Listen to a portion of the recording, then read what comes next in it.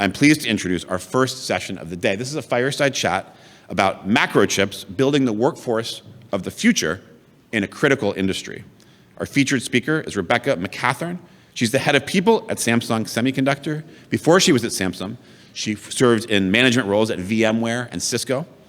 She earned her bachelor's degree in communications at Regis University, studied diversity and inclusion at Cornell. Interviewing Rebecca will be Michal, Lev-Ram. She's the editor-at-large at Fortune, where she covers the technology and entertainment sectors. Previously, she worked for others, reported and written for CNN Money, Fast Company, Popular Science. Please do join me in welcoming these two very accomplished people to start the day. Thanks so much. Thank you. Thank you.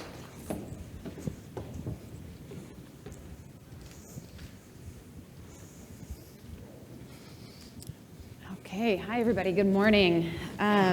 So Rebecca, I want to just start by having you give us a little bit more context for your role, because Samsung, as we all know, is a humongous conglomerate, global conglomerate. So tell us a little bit about what you oversee.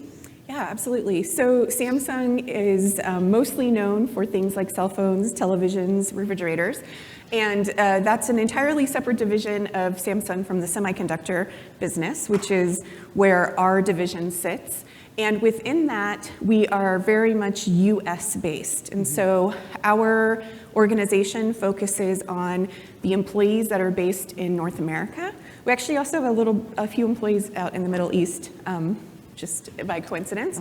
But that is where we're focused on. And this is one of the biggest markets for semiconductor business. So it's kind of a big deal for Samsung. Okay, great. And obviously, we've had a lot of cuts across the tech industry in recent months. You kind of have a different problem going on when it comes to talent and looking for talent. Can you help us just get a better understanding of the gaps that you're seeing and what you're looking for? Yeah, absolutely. So semiconductor, with the offshoring that happened a few decades ago, has been one of the areas where, as we look to have more onshoring of that talent, we have a serious talent gap. And so while you see our traditional tech companies in the Bay Area do huge layoffs or even small layoffs, we're continuing to grow because we need more of this semiconductor talent here for both manufacturing and for the engineering of semiconductors across the board. And so we have benefited a little bit from the layoffs because we have demonstrated our stability and our ability to keep employees employed through these tough times, but we need to grow. And there's not enough talent in the US for all the semiconductors to compete against. So we actually need to build that pipeline of talent coming up through the generations. And when you say you've benefited from some of the layoffs, it's really, you're talking, I guess, about morale and retention internally. It's not that you can necessarily go and pick up some of the people who are looking for work, because a software engineer is not an electrical engineer. So it definitely has helped us in retention. It has also helped us a little bit in hiring, because employees who are even in the semiconductor industry we still look more stable than some of our competitors. And so that makes us a little bit more attractive. The other thing is that some of your non-traditional semiconductor companies, like Google, Meta, and Apple, have started hiring over the years semiconductor talent so that they are designing more chips in-house. And when they do layoffs or look a little bit more unstable, and we are very stable and continuing to grow, we become more attractive in that regard. Okay. And so we're, as you all know, we all compete on so many different levels, whether it's your culture, your pay, all of those kinds of things. And depending on what stage of your life you're in, you want to come to a company potentially that's stable and growing. Okay, makes sense. I want to just take a step back and have you tell us a little bit about your own career path. We heard you've been at some other illustrious tech companies, Cisco, VMware. How did you end up on the semiconductor side at Samsung, and what's kind of been the guiding light for your career path? Oh, thank you. So Gosh, Cisco and VMware were such great experiences. Cisco was like, I feel like where I learned to be who I am today, and then got to take that to VMware, which was like the wild, wild west, and had an opportunity to build out a lot of HR practices in my time there and lead global teams. And when Samsung knocked on my door, it was just a really good time for me to make another shift. So going from hardware to software to semiconductor, they're all related. Everybody's customers of each other. But to go into this particular space was brand new. And quite frankly, from a people perspective, since we're all people, the Korean culture element of our environment makes HR a totally different job here than it is at other companies, because you have some of that traditional Korean culture just from people's home lives, but also the corporate culture that comes into play. And it just makes things so much more different than a US-run company. And so as a people practitioner, I just love the challenge and the learning of all of that. So tell us more about that, because I know you've said that Korean culture, corporate culture from headquarters definitely trickles down, despite the company being as massive as it is, and siloed. You have a lot of different divisions and business units. So how does that manifest itself? Like here in San Jose and Taylor, Texas, where you're building out a big fab? Yeah, well, so one of the things to consider is that when Semiconductor offshored, it went to Asia. And so even in the semiconductor world, a lot of the people that do that kind of work are Korean, Taiwanese, Chinese, Malaysian. So even if you're in a US semiconductor company, not a Korean one, you likely have a big influence of those Asian countries. Being a Korean, specifically headquartered company, we also have a lot of expats specifically from Korea that our headquarters send over to have the US experience or to bring the long-term Samsung knowledge to the newer US market. And so that has an influence. And I was just talking to someone yesterday about our Korean employees sometimes have an American name and have a Korean name that their parents gave them. And the Koreans use their Korean name with each other, and they use their American name with us, and then we don't know who anybody's talking about. So we're like, we need to, like, we're good with Korean names, so like, let's just stick to the one name so we all know who we're looking to engage with. And you don't have a Korean name for when you go to Korea. I don't, but I do have a sign that has my name written in Korean, which is very cool. That is super interesting. So I know you've also had a big focus both in your education and throughout your career on inclusion and diversity, and we've been talking about it for so long. It's interesting that some of the work you're doing to address the gap in talent, that you have the shortage in talent, is also addressing the DEI piece of the puzzle. So can you talk a little bit more about what you're doing on that front? Yeah, absolutely. So as I mentioned, many people that are in the semiconductor industry are from Asia. So even within our company, it's over 50% are from a country that is not the US. And so when we go now looking for talent, and don't find it, we're looking into universities. And in universities, you've got all of these great students who are getting their degrees in some kind of engineering education, but they aren't necessarily looking at semiconductor. So we work with special groups, whether it's the Society of Hispanic Engineers or the Society of Women Engineers, and we specifically go into the universities with them to see if we can persuade them to go into their career into engineering that would end them up in a semiconductor career. But we're even going further back than that. So even this Friday, we're going to be on campus at a Eastside San Jose high school, where we'll be working with students and their teachers to help them know more about semiconductor careers.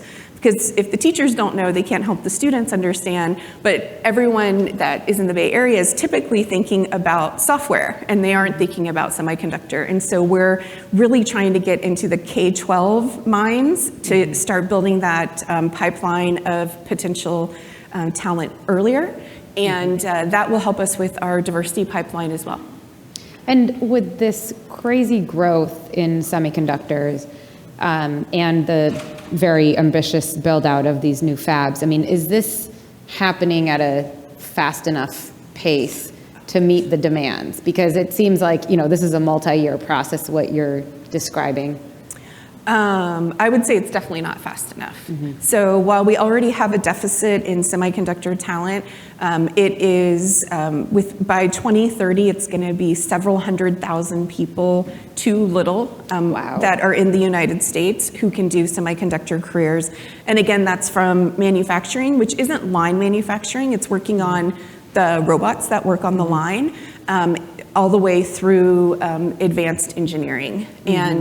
And we've just got a huge gap. And it's a gap across all of the semiconductor companies. So what's great is, in this regard, we do partner with each other to create solutions, because Samsung's not going to solve this problem by ourselves. But if we can work with all of our other semiconductor competitors and partners, it works both ways, then to build up that pipeline of talent, it'll help us all. Do you think that it's, the numbers you just threw out are staggering. I mean, is it a big enough shortage that it's going to significantly delay just the country's ability to meet, some of these goals, right, of manufacturing here? I hadn't thought about it, but I think it's possible. And we definitely have the attention of the US government in that regard, because onshoring semiconductor, as we all know, from the news, from the CHIPS Act, is ultimately so important to the United States. And it's because we know that everything runs on chips. And if we are at risk for our country running because we can't manufacture the chips because we're dependent on other countries' supply chain, it really puts the United States itself at risk. And so something's got to change at the government level to then be able to change at the company level. Do you think that you're already starting to see more people, more students interested in this field because there's national security elements, and obviously I think anybody who's watching semiconductor stocks and, this little company called NVIDIA is doing pretty well too. Are you starting to see kind of seeds of, like if I was in university now, we probably would all be considering the semiconductor industry or AI, but is that something that you're starting to see? Absolutely. When we went to universities last fall, we had, I don't know if it was like 10 times more people in line for our booths at the universities that we target than we've ever seen. And so students definitely are interested in semiconductor. Again, it helps us that we're stable when software companies were a little less stable. And so that was just incredible experience for our university relations team, who wasn't prepared for that huge influx. But I would say students today are either interested in semiconductor because we're big in the news, or startups. That's still the thing. The get rich quick, work on something and go public is still very attractive. Still sounds pretty good to a lot of people. Yeah. Any other, you mentioned some of the roles and skill sets that are in high demand. Anything else you would, like what's the full list of skills that you're currently looking for? Well, AI is actually big for all of us. And so having AI in a chip is also very much what we have to do. Not to mention that the chips have to power AI. So if you think about the amount of computer power that these supercomputers use. You need a lot of memory to do that, and you need that memory to be fast, and you need it to use less power and all of these things. So AI is impacting us in both what we need to deliver as a company, but also the skill sets that we need to start building into, the skill sets we need in our employees so we can start building that technology into the hardware. And so that's a really, really big one that's very new. Also, I mean, we're working with even the junior college level to build out the skill set for these manufacturing roles. So it's a little bit like, going into plumbing or electric or automotive. It's the same sort of like skill building that you need, where you need to be a little bit technical, but you don't need to be a full-blown engineer. And so how do we go find those students and where are they to build the capabilities we need for these fabs? And we're not the only ones that need them. I mean, you see Intel all the time on the news. They need those skill sets. TSMC needs those skill sets. Anyone that's manufacturing in the US.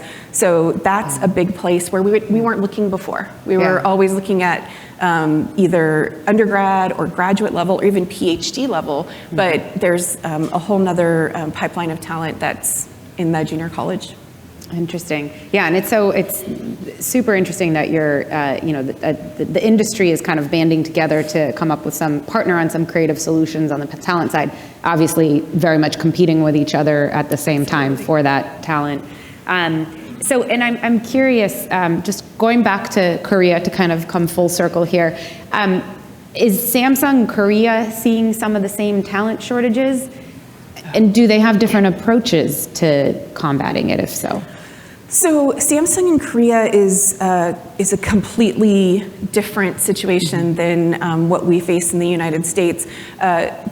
South Korea is dependent on Samsung as an employer, and as a revenue generating, they generate a lot of revenue for the country. And South Korea is going through a culture change. And so where our, maybe it was, I don't know if it was our millennials that were the first ones to really push us to think about doing work differently. But now the kids coming out of college in Korea are saying, we want things to be different. We don't want to make a lifelong commitment to a company. We want choice. We want to work flexibly. We like all of these different things. And so the revolution that they're having in Korea from the young people sort of rebelling against their very, very long culture of doing things a certain way, completely different challenge than what we've got. Fascinating. It is. Well, Rebecca, thank you so much for coming and sharing your insights with us today. Thank you. Appreciate it. Thank you.